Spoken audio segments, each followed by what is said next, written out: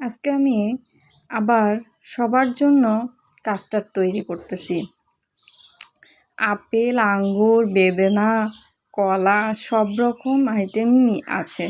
আজকে দুধটা ভালোভাবে সাবু দিয়ে জাল করে নিয়েছি, একটু চিনিও দিয়েছি। 1 কেজি পরিমাণ দুধ, কর্নফ্লাওয়ার দিয়ে একটু ঘন করে নিয়েছি। তারপর কেটে রাখা কলাগুলো দিয়ে সুন্দর করে ডিশটা আগে সুন্দরভাবে সাজাই নিলাম। পরিবেশন করতে কত কিছু লাগে, কিন্তু সৌন্দর্য দিয়ে কথা, মেয়েদের সৌন্দর্য হাতে, যা খাবারের মধ্যে দিয়ে প্রকাশ পায়। আমি আঙ্গুরগুলো সুন্দরভাবে চারপাশে ছড়াই দিচ্ছি। আঙ্গুরগুলো দিলে সব কিছু সুন্দর লাগে।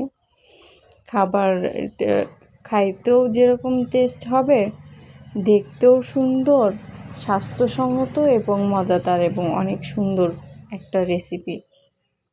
এটা অতি সহজে আপনারা বাচ্চাদের বা বড়দের কোনো দাওয়াতে কোথাও যাওয়ার সময় এটা অতি সহজেই তৈরি করে ফেলতে পারেন।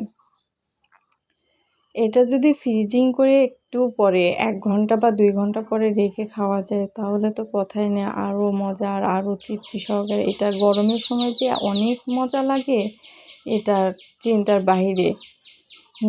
কলিজা ঠান্ডা হওয়ার মতো এই খাবারটা। মাথা তো ঘুরাই যাবে খাবারের টেস্ট আর মজায়, কিন্তু আত্মাও শান্তি হয়ে যাবে এই খাবারে। আমি সব কিছু দেওয়ার পরে আমি বেদানাটা ঝুরি করে রেখেছিলাম, সেটা ছড়াই দিলাম। কালারটা যা হয়েছে না, একদম অনেক সুন্দর।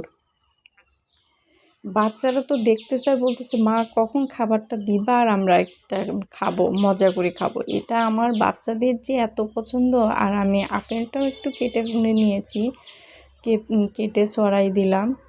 আপেল দিলে ফল সব রকম ফলই আপনারা দিতে পারেন, যেটা বাচ্চারা বেশি পছন্দ করে সেইটা দিয়ে এটা করলে যে বাচ্চা খাবে না সেও মজা বলবে।